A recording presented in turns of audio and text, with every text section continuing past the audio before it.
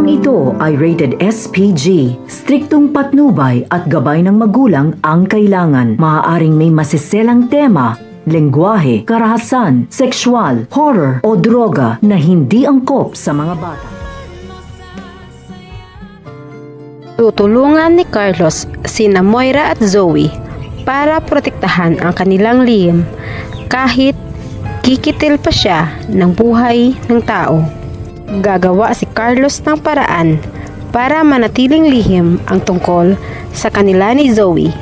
Kaya nangako ito sa mag-ina na siya na ang bahala sa matanda at hindi niya kayang nakikita ang anak na puno na ng pag-alala at takot dahil sa nagawa nito kay Don Pepe.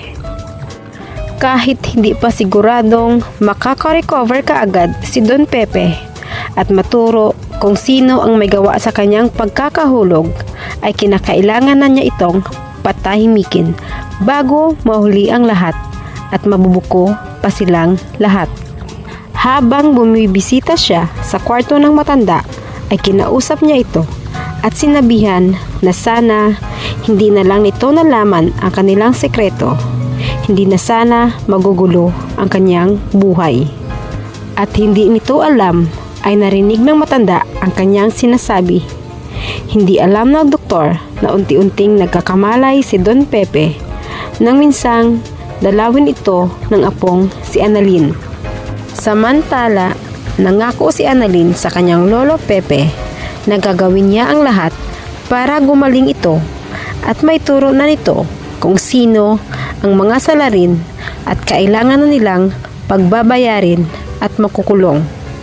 Bigla namang natigilan si Annalyn nang pisilin ni Don Pepe ang kanyang kamay. At iisa lamang ang ibig sabihin nun, na narinig siya ng matanda. Kaya masaya niyang ibinalita sa kanyang tatay at tita Giselle na unti-unti nang nagkakamalay ang kanyang lolo, na siya namang ikinatakot ni Moira at Zoe. Sa kabilang banda, may magandang balita ang mga pulis sa magkapatid na Giselle at Robert na makakahanap na sila ng ebidensya at may maituro ng salarin maliban kay Balahadja na patay na. Makakakuha na sila ng mga fingerprints mula sa mga medical supplies na nakita sa warehouse, na siyang labis na ikinabahala ni Zoe pagkarinig sa mga sinabi ng pulis. Dahil tiyak na may naiwan siyang fingerprints doon nang minsang gamutin niya si Don Pepe. Habang si Moira naman ay inimbitahan ng mga pulis sa presinto. Nagulat siya nang biglang lumapit sa kanya ang mga pulis at kinakabahan na ito na baka makikitaan siya ng mga butas ng mga pulis.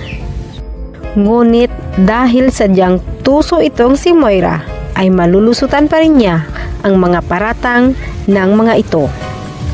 Maggagawa kayang protektahan ni Carlos si Zoe laban kay Don Pepe? O si Moira kaya ang gagawa ng paraan para tuluyang manahimik ang matanda? Sabay-sabay lamang nating aabangan dito lamang sa Abot Kamay na Pangarap.